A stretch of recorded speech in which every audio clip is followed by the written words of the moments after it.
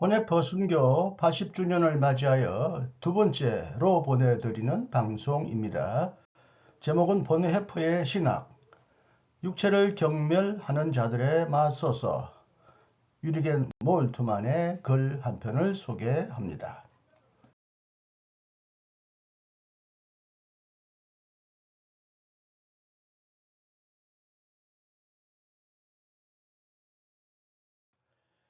디트리히 보네퍼는 베를린 대학교 신학부에서 가르치는 경험은 물론이고 1931년 목사 안수를 받는 것도 중요하게 여겼다. 그의 친구이자 전기 작가인 에버하르트 베트게는 그것을 가리켜 신학자에서 그리스도인으로 전환한 것이라고 말한다. 보네프는 그 시기에 교회를 교회론이라는 학술적 신학의 연구 대상으로 여기지 않고 그리스도인다움을 구현하는 고유의 장소로 여겼다. 1933년에 이루어진 히틀러의 집권, 나치의 독일 그리스도인들에 맞선 고백교회의 투쟁, 유대인 박해와 군비 확장을 보면서 보네프는 신학을 대학과 교회를 위한 학문의 자리에서 인간적이고 정치적인 자리로 끌어내려야 할 절박함을 느꼈다. 그때부터 보네프의 신학과 전기는 생생한 삶의 현장에서 이루어진 신학이 되었다. 1933년 그는 대학 사회에서 쌓은 자신의 이력을 내던졌다. 나치당이 독일 대학의 신학부들을 통합시켰기 때문이다. 그때부터 보네프는 자신이 신학을 통해 알게 된 것을 삶의 현장에서 실천하기 시작했고 삶의 자리에서 결단해야 하는 것을 신학적으로 숙고하기 시작했다. 그의 개인적인 실존은 신학적 실존이 되었다. 게다가 그의 신학은 정치 신학이 되었다. 그의 개인적인 삶이 정치적으로 도전을 받았기 때문이다. 이로써 우리는 디트리히 본헤프의 영향력이 지닌 매혹적 신비에 다가서게 된다. 그것은 1945년 4월 9일 플러셴비르크 강제 수용소에서 순교하기까지 그가 생생히 살아보인 신학이라고 하겠다. 그가 생생히 살아보인 신학은 굳이 두 나라를 금명하자면 한국과 니카라과에서 시공을 초월하여 사람들을 꼬드기고 있다. 본헤퍼가 처형되었을 당시 그의 나이는 39세였다. 그가 힘겹고 위험한 시기에 자신의 신학을 펼치면서 보낸 세월은 1933년부터 1943년 체포될 때까지 고작 10년 뿐이었다. 그가 1943년 4월부터 1944년 10월까지 감옥에서 보낸 서신들과 문서들을 읽어보라. 그러면 비할 데 없이 탁월한 신학을 맛보게 될 것이고 엄청난 매력과 보네프의 지속적인 영향력을 알게 될 것이다. 그는 우리에게 교리체계라든가 교의학을 물려준 적이 없다. 다만 자신이 생생히 살아보인 신학과 생성 중인 신학을 남겼을 뿐이다. 비좁은 감방에서 보네프의 사상은 이전보다 훨씬 폭이 넓어졌다. 그는 시선을 교회에서 세계로 돌렸다. 그는 세속세계의 자유, 현세적인 삶의 가치, 구약성서 특유의 사신, 지상의 아름다움과 현세적인 삶의 기쁨을 발견했다. 그는 신앙을 전부를 건 행위, 생명을 건 행위로 여겼다. 왜냐하면 그리스도는 우리를 새로운 종교로 부르시는 것이 아니라 삶으로 부르시기 때문이다.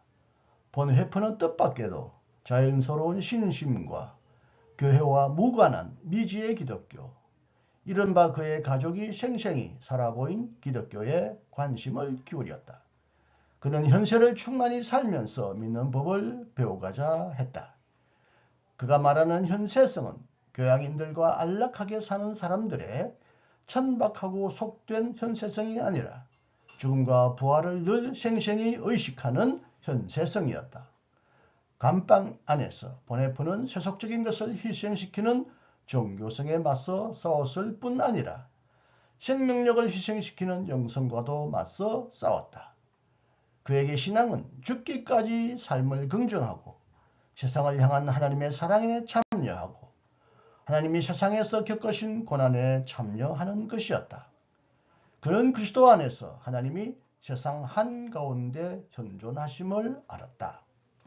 보네퍼는 두 영역, 곧 하나님과 세계라는 상반된 영역에서 전통 신학 사상을 극복했다. 그런 삶의 다양한 음악, 삶의 아름다움, 삶의 기쁨과 아픔 속에서 믿고자 했다. 그는 구약 성서의 아가를 아꼈고 모든 열정을 기독교적으로 억누르는 것을 중호했다. 그는 실제적인 삶을 구성하는 기쁨과 저주라는 대극에 깊이 몰두했고 음악의 대입법을 자신의 새로운 신학 연출법에 끼워 넣었다. 신앙이 정선율이라면 대입법은 삶의 다양한 음에 어울린다고 하겠다. 우리가 이처럼 다양한 음 속에 있게 될 때 삶은 비로소 온전해진다. 또한 우리는 정선율이 지속되는 한 불행한 일이 일어날 수 없다는 사실도 알게 된다. 하나님이 삶 한가운데 피안으로 계시는 까닭에 우리는 삶 한가운데서 신앙을 붙잡아야 한다. 교회는 마을 한가운데 머물러야지 삶의 가장자리나 묘지로 밀려나서는 안 된다. 본해퍼는 구약성서의 시각으로 신약성서를 읽기 시작한다. 하나님의 이름을 입에 올릴 수 없다는 사실을 알 때만 예수 그리스도라는 이름을 입에 올릴 수 있을 것이다. 삶을 사랑하고 마치 모든 것이 세상과 함께 사라지기라도 한다는 듯이 세상을 사랑할 때에만 죽은 자의 부활과 새로운 세상을 믿을 수 있을 것이다.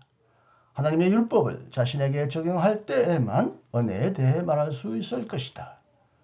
보네퍼는 동료 그리스도인들이 대지에 성실히 머무르고 초현세적인 희망에 관해 말하는 자들을 믿지 않기를 간절히 바랐다. 초현세적 희망에 관해 말하는 자들은 육체를 경멸하는 자들이란 것이다.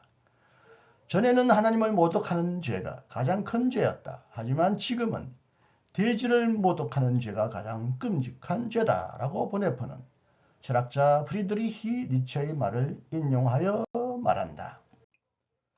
1920년대의 종교 사회학자들도 니체의 그 말을 기독교적인 희망의 방향을 새롭게 정립할 것을 촉구하는 지령으로 이해했다.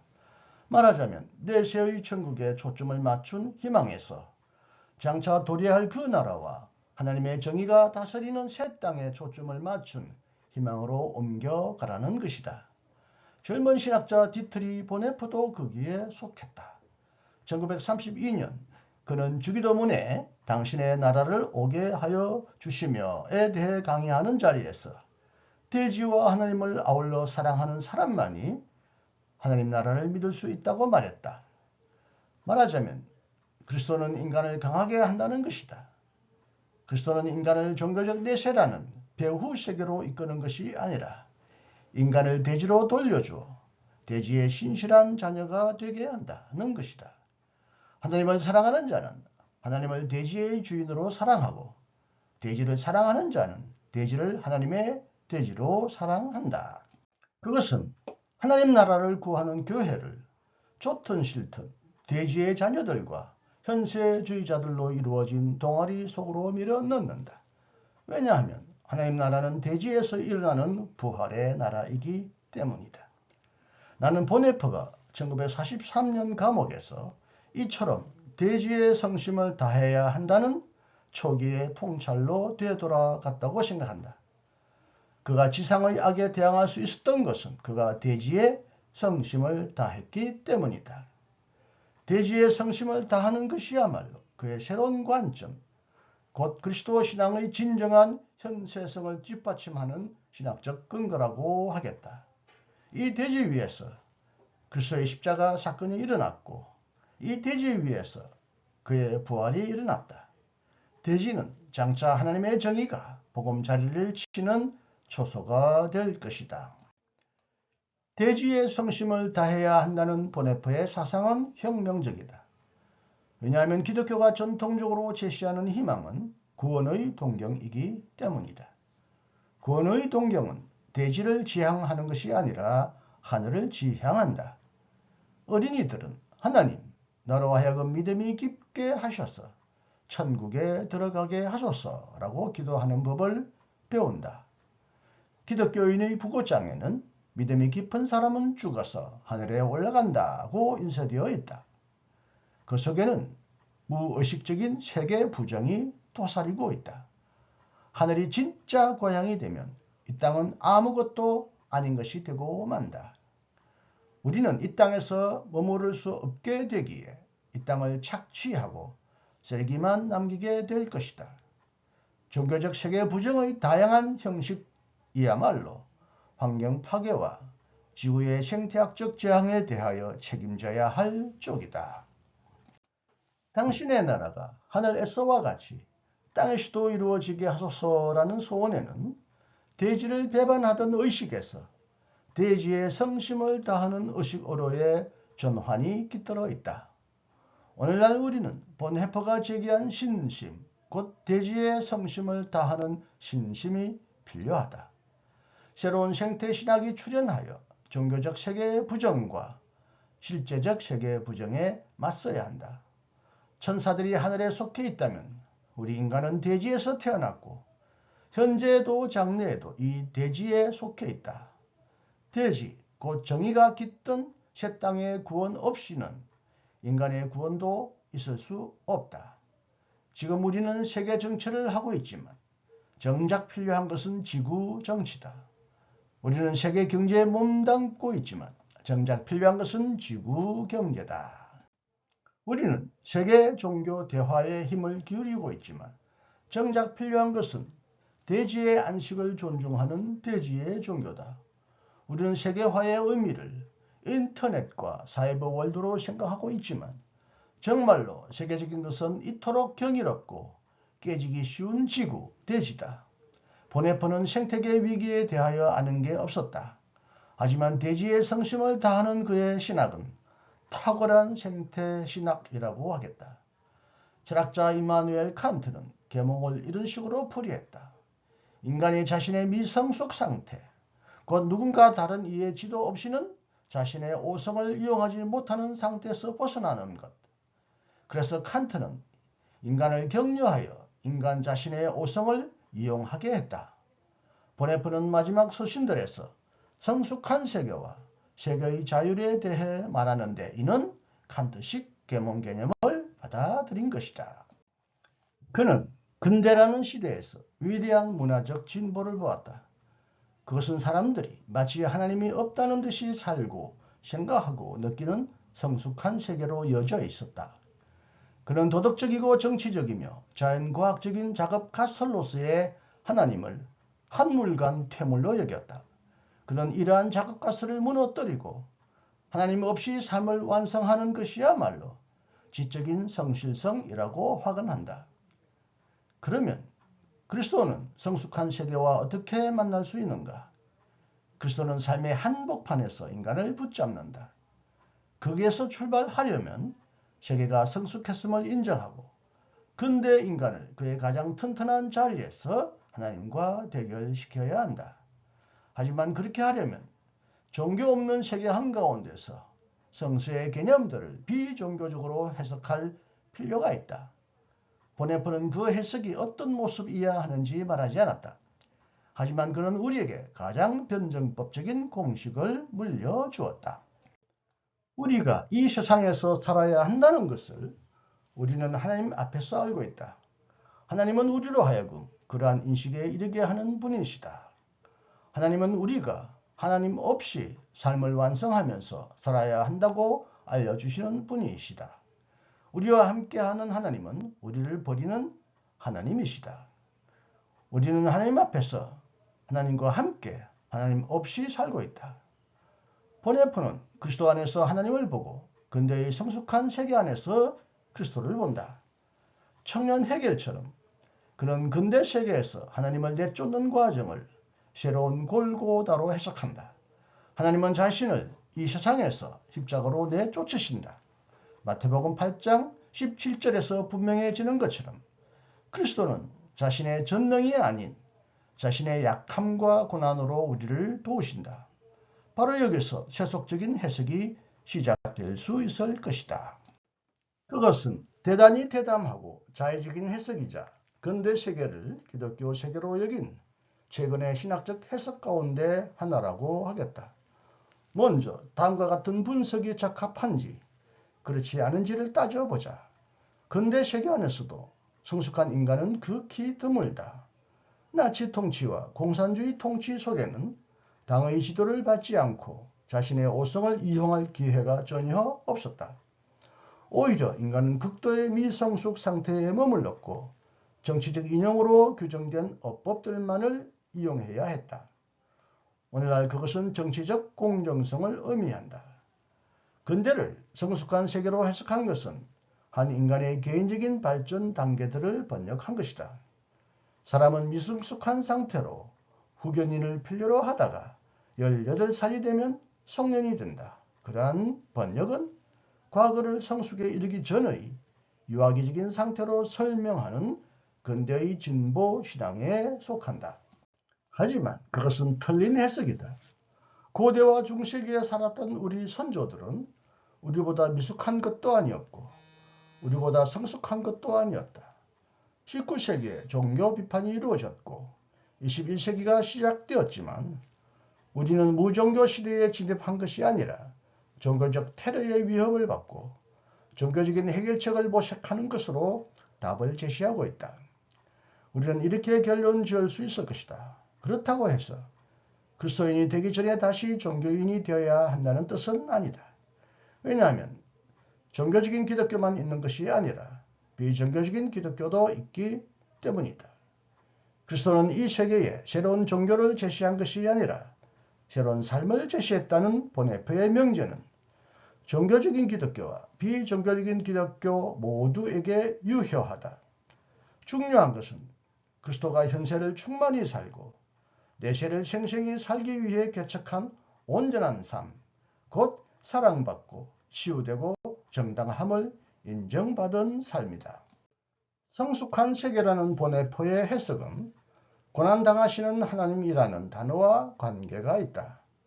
내가 아는 바에 의하면 그것은 19, 20세기의 독일 신학 전체를 통틀어 유일무이한 사상인 듯 싶다. 영국에서는 하나님이 고난당하실 수 있다는 생각에 대하여 폭넓은 논의가 있었지만 독일에서는 철학자 헤겔에게서만 등장한 사상이다. 보네포는 신없는 세계에서 이루어지는 하나님의 고난, 세속적인 삶 속에서 이루어지는 하나님의 고난, 예수 그리스도 안에서 이루어진 하나님의 메시아적 고난에 대해 말한다. 그는 한편의 시에서 이렇게 말한다. 사람은 공공에 처하면 하나님을 찾아가지만 그쳐도 빵도 없이 모욕당하는 가난뱅이 하나님, 죄와 약함과 죽음으로 둘러싸인 하나님을 발견하지. 그리스도인은 고난당하시는 하나님과 함께하지. 하나님의 고난은 그리스도에게만 국한된 것이 아니라 현재의 무신적인 세계 상황을 감싼다. 그것은 신없는 세계 때문에 겪는 하나님의 고난이자 그 세계 안에서 이루어지는 하나님의 고난이다. 방금 인용한 시에서 말한 것처럼 하나님은 폭행자들의 사악함 때문에 고난당하시고 그들에 의해 희생당하고 버림받은 사람들, 그쳐도 빵도 없이 모욕당하는 가난한 사람들 속에서 고난당하신다. 하나님은 폭행자들의 사악함 때문에 고난당하시고 그들에 의해 희생당하고 버림받은 사람들, 그쳐도 빵도 없이 모욕당하는 가난한 사람들 속에서 고난당하신다. 신약 성서에서도 그리스도의 고난은 예수만 겪은 게 아니다. 바울 사도도 그리스도의 고난에 참여한다. 그리스도의 고난은 현재의 고난에 이르기까지 계속된다. 제2차 세계대전이 끝나고 전쟁과 파괴와 대량 학살을 경험하고 나서 새로운 십자가 신학이 출현하였다. 보네프는 게슈타포 감옥에서 편지들을 보내면서 고난당하시는 하나님만이 도우실 수 있다는 사상을 의식적으로든 무의식적으로든 언급했다. 그렇게 함으로써 그는 기독교를 오랫동안 각인해온 형이상학, 곧 고난을 겪지 않고 무감각한 신성의 형이상학을 물리쳤다. 몸소 고난을 겪으며 도우시는 하나님은 천상에 있는 감히 건드릴 수 없는 군주가 아니라 어머니처럼 자녀를 업고 아버지처럼 자녀를 끌어안는 하나님이시다. 하나님은 그리스도 안에서 우리의 고통과 죄를 업으신다. 하나님은 그리스도의 아틀라스 신화처럼 세계가 지옥에 빠지지 않고 멸망하지 않도록 하기 위해 세계를 자신의 등에 업으신다. 이 세계를 업으시는 하나님이야말로 소망을 주시는 하나님이시다. 경청해 주셔서 감사합니다. 이신근이었습니다.